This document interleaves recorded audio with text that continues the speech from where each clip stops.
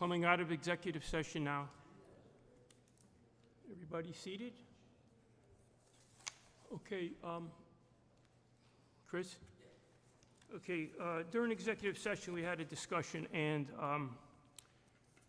you know, we feel as though you did make a lot of accommodations, and it was very good. Thank you. But we're still looking for a few things. And one of them being, we need the infiltration data from the test pits. Hasn't come across Kelly's desk. And Chris, Yes. we're gonna ask, we would like a hydrological study done before approval could be given. So that's the study that Manny was talking about today? Well, we're gonna want an independent geologist on site, a person of Kelly's choosing, before we could approve this. We need that information. I know it's a lot, but that's, in an executive session, that's what we felt we had to have. Okay. We're not against this. You know, we're not for or against it. We just need that information.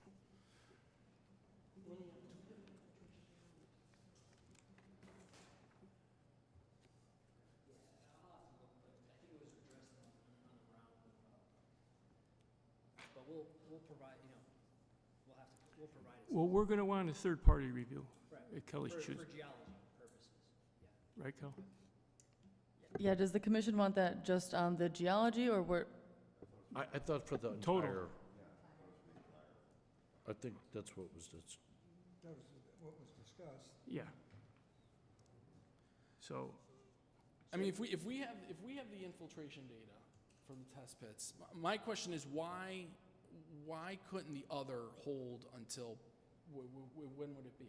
When would you, prior to blasting, right? Prior to building permit, you know, because we have you guys and then we have zoning, and then prior to, you know, going to building, we can, once we know that there's a project, right, I think that's when a client would be willing to spend the money to do all the testing that you would require, right? Because then they know that so you're asking them to do testing and then you can just deny them? Right? no, we discussed that aspect of it. Yeah. We don't want you to think like that. That's not what we're thinking about. But we could also not take any action on it now and let the court decide, so, Right. you know? My concern in I don't know how deep to go into this, but the record is due prior to the next meeting. And there are issues with the record that I plan to address when that happens. And so I think there's been a lot of progress with the improvements to our plan, and it seems like we're close. Maybe I'm being presumptuous, but it seems like we're close.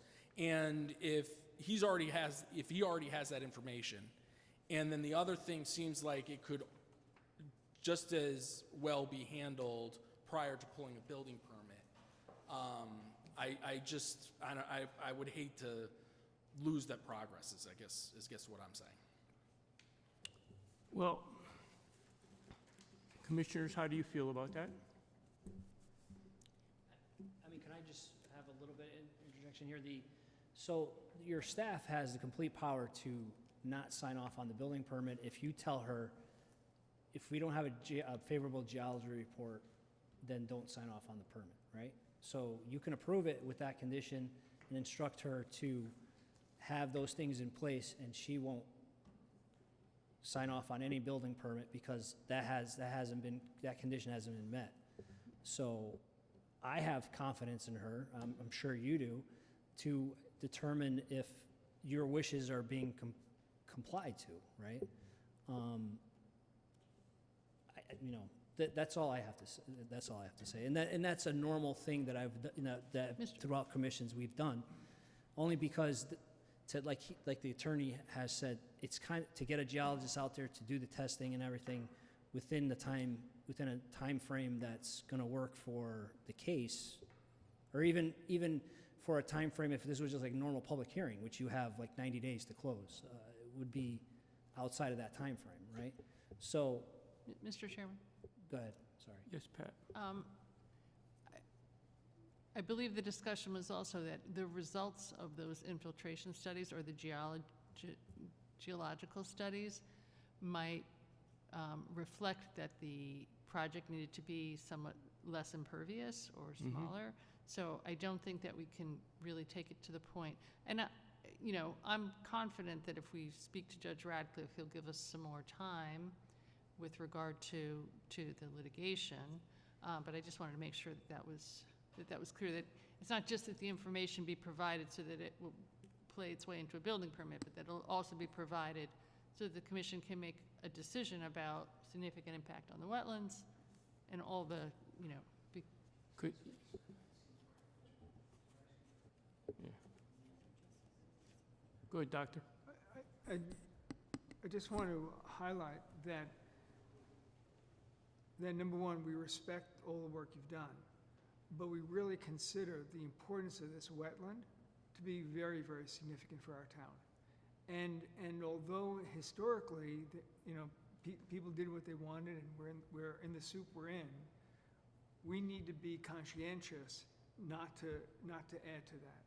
And so this is,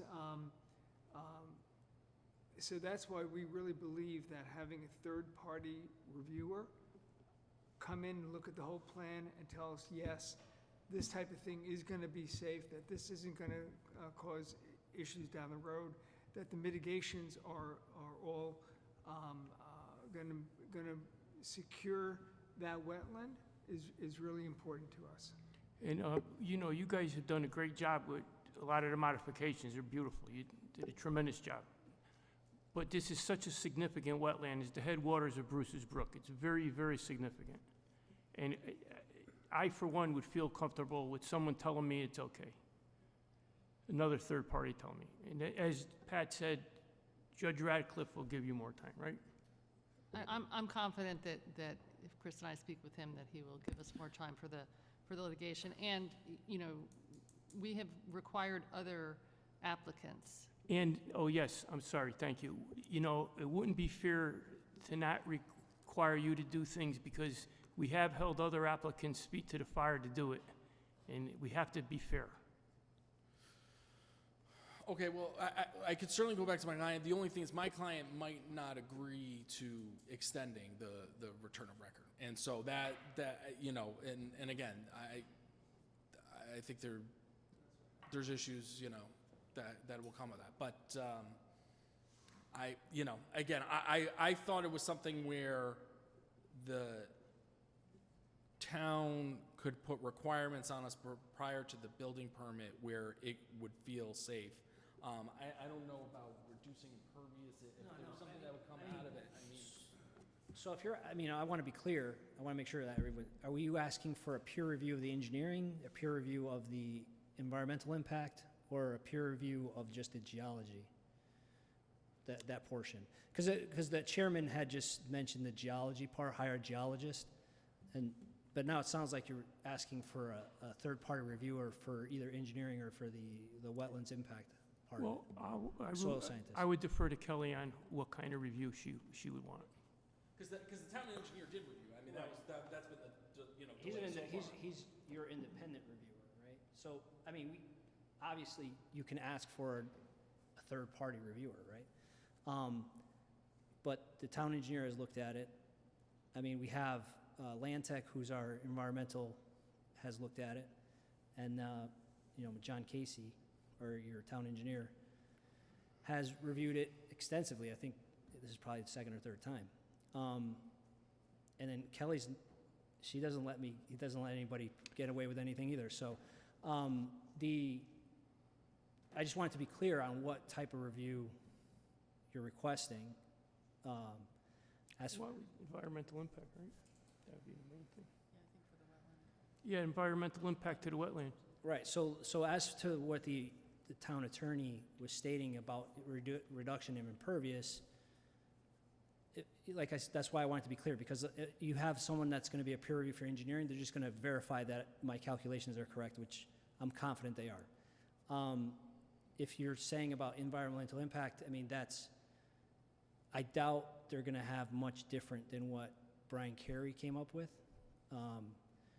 And then there was also another, wasn't there another soil scientist? George Logan was the one prior to him. I'm not trying to convince you one way or another, I just want it to be clear that the outcomes. I just want you to have every, we want to have every stone, no stone unturned, because some of the commissioners would feel more comfortable with this Right. information to go forward. Right, and that's, I respect that, and I understood the part about the geology because I don't have that experience in that, right? So, but as to the other thing, if that's what you're asking for, that's what you want, that's what we'll do. But I just wanted to ensure you that the results won't be any different. As far as the geology, that's an unknown that we can address with the geologist. Because, you still might do some blasting, because you got a lot of bedrock there. Mhm. So that's what makes us uncomfortable also. Okay. Like I said, I mean, you have that, I think we addressed that, you have that big Y site that had extensive rock removal. Well, It's like gotta you be said, similar. Manny, every site's on its, every site's unique, so. Right, okay. Right? And I'll leave it, like, I just wanted to be clear on what exactly. No, I know, we're asking. we've been through them all, don't worry. We've been there for Big Y, we know, Avalon Bay, all of them. So, I'm gonna ask for a motion to table this. Motion to table. Second? Okay, all in favor? Aye.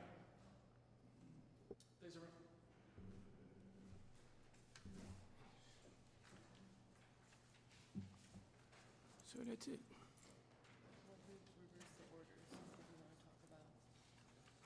Yes. Okay, we're going to talk about Bluebird Prestige now, even though Mr. Bellis had to leave. Kelly has some comments she'd like to say. Did everyone have a chance to review my memo? Was there anything that was, I don't want to sit here and bore you and read it all to you. Is there anything that we really should talk about? Anything that the commission totally disagrees with me on or wants to have some discussion on? I'm just willing to accept what you've said, Kelly, which is basically in most cases. No, but in most cases, we're in compliance and we're fine. And in a few cases, we can clean up, like you said, okay, fine, we can clean up the language a bit.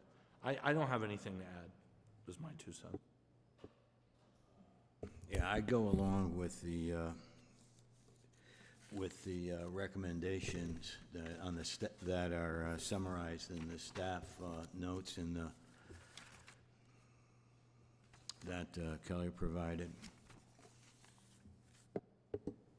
Can we make a motion to accept the changes as outlined in the staff memo? I just have one more question. Is that all right? I'm sorry. Before we do that, I do have a question. This was an application? Yeah, we don't really have a good formal process for it, I will admit that, because we're not like zoning where people are always trying to change the zone to accommodate their proposal. So it is like a petition, just like they would for zoning to I see. amend the regulations. It is a petition, a private petition to amend the regulations, and we do have to hold a public hearing, so. Okay. So the public parties can propose amendments to our regulations, okay? Because the whole process felt weird. I'm like, well, I think that's up to us with the regulations. Hey, Pat, what's the remedy for So this? they're entitled to ask, Okay. for an amendment to the regulations. It doesn't usually happen like that. It usually happens because there's one regulation that affects a particular application, and they just want to make an amendment like that. As I've said before, these regulations follow the model regulations, and I think that Kelly's memo is, addresses those issues that are minor, but, would be fine. I'm sorry, Mr. Chairman, you had a question? No, I was going to say, what's the remedy? They propose changes to the regulations, but we're not in agreement with it, and we say, no, we're not going to do it. Exactly, that you can say that. I mean, they could appeal that, but To no who, though? court is gonna Yeah. overturn. I Right. mean, and normally, when you amend regulations, it's commission, proposed, and even if you have somebody who wants to change the regulations, they're normally coming into the commission and saying, here's why I think you need to make that change, and then it does come from the commission, because as Kelly said, if it comes from an outsider, you have to have a public hearing with regard to it, so. I do have one more question. I guess I lied. Pat, you're an attorney. He was an attorney. He's very confident in his position, though, which is also odd, because I didn't feel like, are we missing something? Like, is that, No, you're not missing anything. Okay. They're all confident. okay.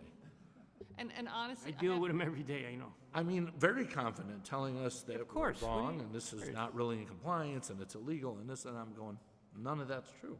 No, it's, None of what you just said is actually true, but you're the attorney and we're not. well, and the truth is that when he made those proposals, especially the bonding was the one that he was Right. most focused on, you know, I said, Steve, I presume you're aware that there's model regulations that the state puts Right. out that are compliant with the statutes, and he was not aware. Okay, okay, So, he All right. did appear confident, but he's incorrect. okay. And with regard to the bonding, he keeps referencing a statute that is related to zoning, not inland wetlands. So what he's saying about zoning is true, but that doesn't pertain, that statute does not pertain to this commission, so. And that provision is in the model regulations, the bonding provision, so okay, so, I guess, we'll- I can make a motion to approve, based on staff's exact comments and feedback. So basically just adopting, you know, the changes staff has proposed and the modification staff denied, just as is, per Kelly's notes. That's my motion. okay, all in favor? Aye. Aye. Okay, that's it. Okay, let's move on to new business, no new business. Staff report. Pretty light. I'm just gonna go right into my administrative report. So no enforcement actions or administrative permits except for one for an in-ground pool. That's application 2024-13A at 1279 Huntington Road. That's all. Okay, okay, commissioners, you wanna, commissioners forum, anything? Ministry, okay, then I guess we could ask for an adjournment. Motion to adjourn. Second, Second. Dr. Chess, all in favor? Aye. Thank you. I don't think we made Attorney Caruso very happy tonight.